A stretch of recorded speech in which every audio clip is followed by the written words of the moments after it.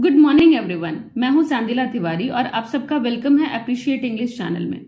जैसे ही आप कोई न्यूज चैनल शुरू करेंगे तो आपको न्यूज सुनने को मिल जाएगा वायलेंस का। वर्ल्ड की कई सारी कंट्रीज आपस में लड़ रही हैं। कुछ डायरेक्ट वॉर्स लड़ रही हैं जैसे रशिया और यूक्रेन, और कुछ गुरिल्ला वॉर। गुरिल्ला वॉर में एक दूसरे को हम डायरेक्टली हार्म नहीं करते हैं, हथियार नहीं चलाते हैं, छिप छिप के वार करते हैं। जैसे हमारा पड़ोसी इंडियन स्टेट्स जम्मू कश्मीर में, पंजाब में ड्रग सप्लाई करता है। North eastern state specially Manipur की बात करूं तो काफी महीनों से अनरेस्ट है, इंटरनल कन्फ्लिक्ट्स है। लोग एक दूसरे को काट रहे हैं, मार रहे हैं, लड़ रहे हैं, और उन्हें वेपन्स दे रहा है हमारा पड़ोसी। वो ड्रग सप्लाई करके या आर्म्स सप्लाई करके हमारी जनरेशंस को खत्म कर रहे हैं। वर्ल्ड के हर कोने में वायलेंस है, इसलिए आज हम डिस्कस करेंगे पीस पोएम कीपिंग क्वाइट, जिसे लिखा है पैब्लो नेरूडा ने। कीपिंग क्वाइट पोएम हमें इनकरेज करती है इंट्रोस्पेक्शन के लिए, सेल्फ एनालिसिस के लिए। इस पोएम के थ्रू पोएट हमें इनकरेज करते हैं ब्रदरहुड, यूनिटी और पीस मेंटेन करने के लिए। पैब्लो नेरूडा चिले के नेशनल पोएट हैं। चिले एक साउथ अमेरिकन कंट्री है जो अर्जेंटीना का पड़ोसी है। पोएट पैब्लो नेरूडा लिटरेचर का एक बहुत बड़ा नाम है, जिनको 1971 में नोबेल प्राइज भी दिया गया था। ये एक डिप्लोमेट भी थे और पॉलिटिशियन भी थे। इनका जन्म हुआ था 1904 में। इन्होंने अपनी एडोलेसेंस में वर्ल्ड वॉर 1 को देखा था, मास डिस्ट्रक्शंस देखा था, वायलेंस देखा, किलिंग्स देखी। तो इन्होंने अपने बचपन में भी क्राइम देखा और इन्होंने अपने एडल्टहुड में भी वर्ल्ड वॉर 2 को एक्सपीरियंस किया। वर्ल्ड वॉर 1 का टाइम था 1914 से 1918 और वर्ल्ड वॉर 2 1939 से 1945। क्योंकि पोएट ने इतना वायलेंस, इतनी किलिंग्स, इतना डिस्ट्रक्शन देख लिया था कि वो लोगों से अर्ज कर रहे हैं पीस के लिए। चलिए पोएम के थ्रू देखते हैं कि वो कैसे अर्ज कर रहे हैं लोगों से। Now we will count to 12 and we will all keep still, for once on the face of the earth let's not speak in any language, let's stop for 1 second and not move our arms so much. Face means everywhere. Poet सबसे request कर रहे हैं कि वो अपने मन में ही 12 तक की गिनती करें और कोई कुछ ना बोले। सारे के सारे लोग शांत रहें। यहाँ 12 का मतलब टाइम से है, या तो 12 घंटे, या तो 12 महीना, या तो 12 एक चीज और सिंबलाइज कर रहा है। जैसे ही 12 बजते हैं सुई की सारी घड़ियां इकट्ठी हो जाती है, यूनाइट हो जाती है। तो यहाँ 12 यूनिटी को भी सिंबलाइज कर रहा है। पोएट लोगों से रिक्वेस्ट करते हैं कि सारे के सारे शांत रहें, कुछ ना बोले, वो कोई भाषा ना बोले, क्योंकि लैंग्वेज बैरियर क्रिएट करती है, बाउंड्रीज क्रिएट करती है। हाँ, लैंग्वेज बैरियर क्रिएट करती है, बाउंड्रीज क्रिएट करती है, क्योंकि इंडियन स्टेट्स को भाषा के आधार पर ही बांटा गया है और बनाया गया है। पोएट लोगों से रिक्वेस्ट कर रहे हैं कि वो साइलेंट रहें, लेकिन अगर लोग साइलेंट रहते हैं तो खुद को एनालाइज कर पाएंगे, अपनी कमियों को देखेंगे, ना कि दूसरे की तरफ पॉइंट आउट करेंगे। और वो लोगों से रिक्वेस्ट करते हैं कि वो अपने वेपन्स को भी बहुत यूज ना करें, अपने आर्म्स को भी बहुत मूव ना करें। ये पोएम लिखी गई थी 1950s में, वर्ल्ड वॉर के जस्ट बाद। इसीलिए पोएट अर्ज कर रहे हैं कि लोगों को एक दूसरे के अगेंस्ट वेपन्स नहीं यूज करना चाहिए। मूव आवर आर्म्स का मतलब है टू यूज वेपन्स। इस पूरे स्टैंजा में पोएट पीस डिमांड कर रहे हैं। वो रिक्वेस्ट कर रहे हैं लोगों से कि लोग पीस मेंटेन करें। इस स्टैंजा का पोएटिक डिवाइस देखते हैं। फर्स्ट लाइन देखिए, now we will count to 12। यहां ओ साउंड बहुत प्रोमिनेंट है, तो जब भी वॉवल साउंड प्रोमिनेंटली यूज हो तो वहां एजोनेंस पोएटिक डिवाइस यूज होगा। Let's not speak, stop for 1 second, ये वाली लाइन, दोनों ही लाइन शुरू हो रही है लेट्स से। तो जब 2 या 2 से ज्यादा लाइन एक ही वर्ड या फ्रेज से शुरू हो तो वहां एनाफोरा पोएटिक डिवाइस यूज होता है। यहां एनाफोरा पोएटिक डिवाइस यूज हो रहा है। वी विल, यहाँ कंसेक्यूटिव वर्ड्स में डब्ल्यू कॉन्सोनेंट साउंड रिपीट हो रहा है। यहाँ डब्ल्यू साउंड का रेपिटेशन है, इसीलिए इलिट्रेशन पोएटिक डिवाइस यूज होगा। काउंट टू 12, 12 यहाँ रिप्रेजेंट कर रहा है टाइम को या यूनिटी को, तो यहाँ सिंबॉलिज्म पोएटिक डिवाइस यूज होगा। सिंबॉलिज्म पोएटिक डिवाइस वहां यूज होता है जहां पे एक चीज को प्रेजेंट करने के लिए आप कोई दूसरी चीज यूज करेंगे। इस स्टैंजा में लैंग्वेज वर्ड यूज हुआ है अलग अलग तरह के लोगों को दिखाने के लिए, लोगों की अलग अलग रेसेस दिखाने के लिए। इसीलिए यहाँ मेटोनिमी पोएटिक डिवाइस यूज हो रहा है। इस स्टैंजा में कोई राइम स्कीम नहीं है, इसीलिए ये फ्री वर्ड्स में लिखा गया है। सेकेंड स्टैंजा में आते हैं। It would be an exotic moment without rush, Without engines, we would all be together in a sudden strangeness. Fishermen in the cold sea would not harm whales, and the man gathering salt would look at his hurt hands. Exotic means rare, strange. Poet कहते हैं कि अगर हम सारे लोग ना बोले, हम सारे लोग रुक जाएं, शांत रहें, तो ये एक रेयर मोमेंट होगा। इससे पहले ऐसा नहीं हुआ होगा जब सब कुछ शांत है, सारे लोग चुप हैं। अगर सब कुछ साइलेंट होगा, लोग एक दूसरे के पीछे भाग नहीं रहे होंगे, वर्ल्डली चीजों के लिए भाग नहीं रहे होंगे, इंजन्स नहीं चल रही होंगी, फैक्ट्रीज इंडस्ट्रीज बंद होंगी, तो हर तरफ कामनेस होगा। पोएट कहते हैं कि अगर लोग शांत हो, इंजन्स चलना बंद कर दें, तो हम सारे लोग इकट्ठे हो जाएंगे और ये बहुत ही स्ट्रेंज मूवमेंट होगा। ये स्ट्रेंज इसलिए होगा क्योंकि हम अभी तक वर्ल्डली डिजायर को पूरा करने के लिए भाग रहे हैं, एक दूसरे को हार्म कर रहे हैं। हर कंट्रीज मैक्सिमम चीजें प्रोड्यूस कर रही हैं और उसे सेल करके प्रॉफिट अर्न करने के लिए कंपीट कर रही है, दुश्मनी कर रही है एक दूसरे से। अब पोएट रिक्वेस्ट कर रहे हैं कि लोग एक दूसरे को हार्म ना करें और वो एग्जाम्पल लेते हैं फिशरमैन का, मछुआरे का। पोएट यहाँ लोगों से अर्ज कर रहे हैं कि या तो वो फूड के लिए या अपनी किसी भी तरह की जरूरत के लिए एनिमल्स को भी ना मारे। वो ह्यूमन किलिंग्स के साथ साथ एनिमल किलिंग्स को भी रोकने की बात कर रहे हैं। फिशरमैन और फिश का एग्जाम्पल लेके वो बताना चाह रहे हैं कि लोग अपनी डिजायर्स के लिए, अपनी जरूरतों के लिए दूसरों को मारते हैं। पोएट कहते हैं कि अगर सारे लोग शांत रहेंगे तो वो देख पाएंगे कि वर्ल्डली डिजायर को अचीव करने में उन्होंने क्या पाया और क्या खो दिया। हम लोगों ने मटेरियलिस्टिक डिजायर रख के अल्टीमेटली क्या अचीव किया। पोएट चाहते हैं कि हम इस चीज को एनालाइज करें और इसे समझाने के लिए वो एग्जाम्पल ले रहे हैं उस आदमी का जो समंदर के किनारे नमक इकट्ठा करता है। समंदर किनारे नमक इकट्ठा करने वाला आदमी उस हर आदमी को रिप्रेजेंट कर रहा है जो मटेरियलिस्टिक चीजों को इकट्ठा करने में लगा हुआ है।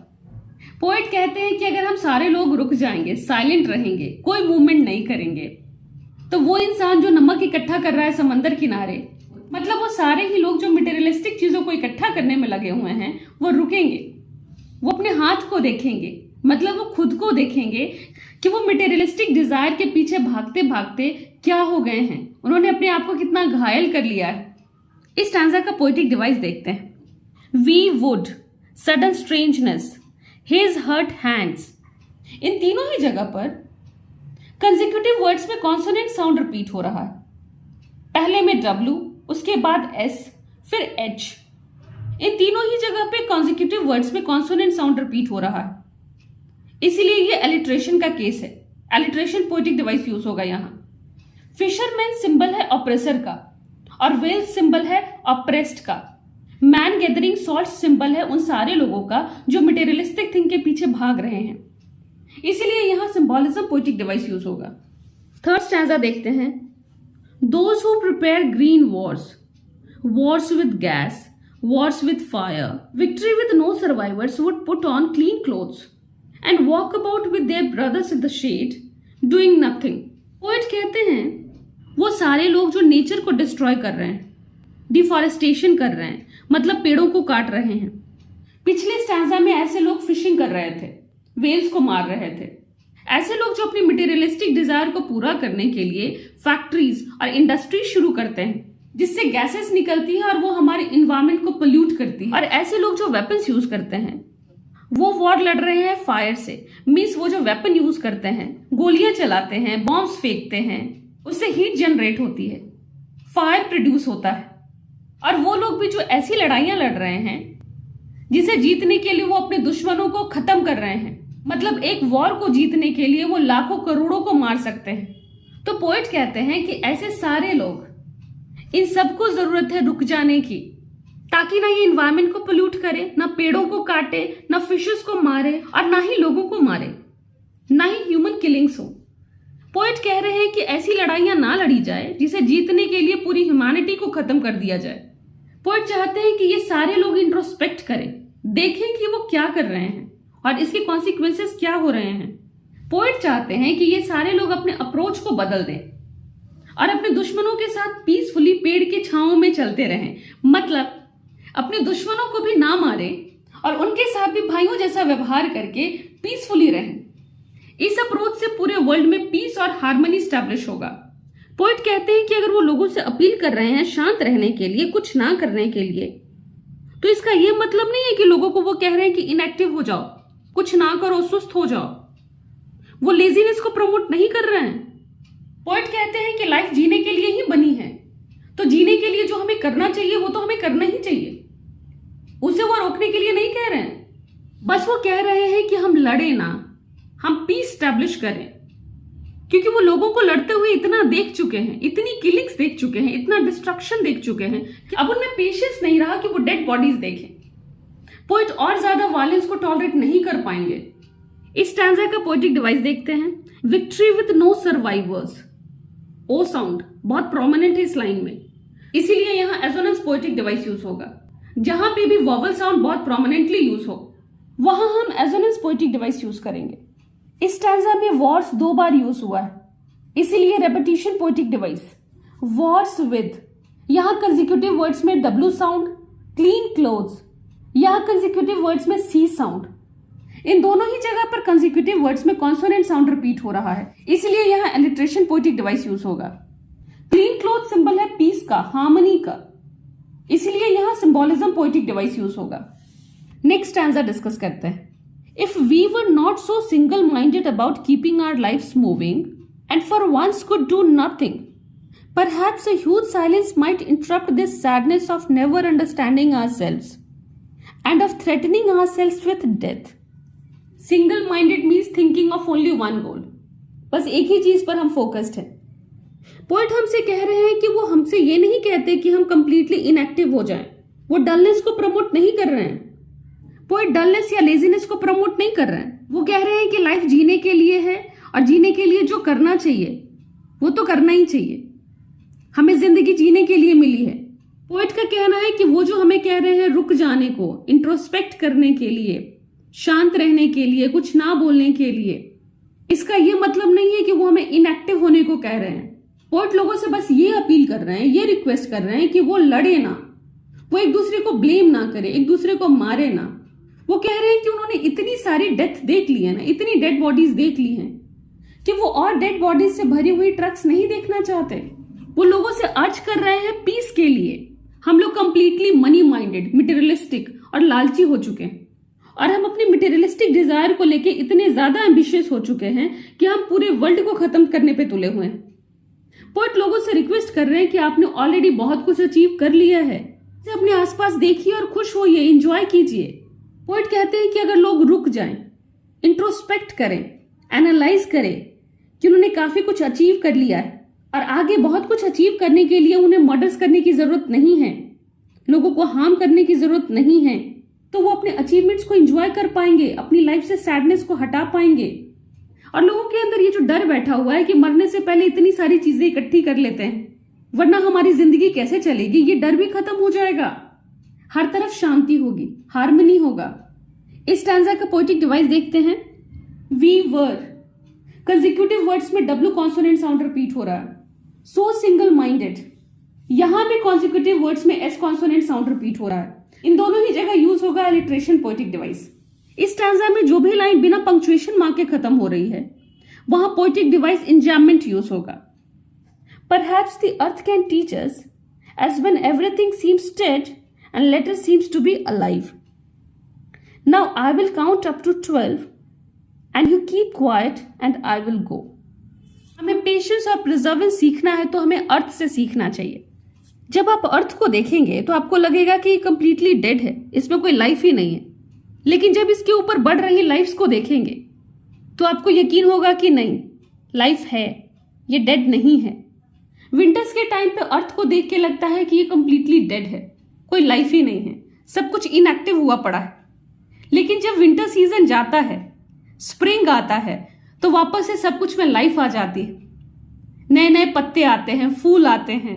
हमें भी नेचर से सीखना चाहिए, कुछ देर रुकना चाहिए, इंट्रोस्पेक्ट करना चाहिए, सारी चीजों को एनालाइज करना चाहिए और फिर से अपनी लाइफ को शुरू करनी चाहिए। पोएट कहते हैं कि अब वो 12 तक काउंट कर रहे हैं, अब वो गिनती करेंगे और हम सारे लोग शांत रहें।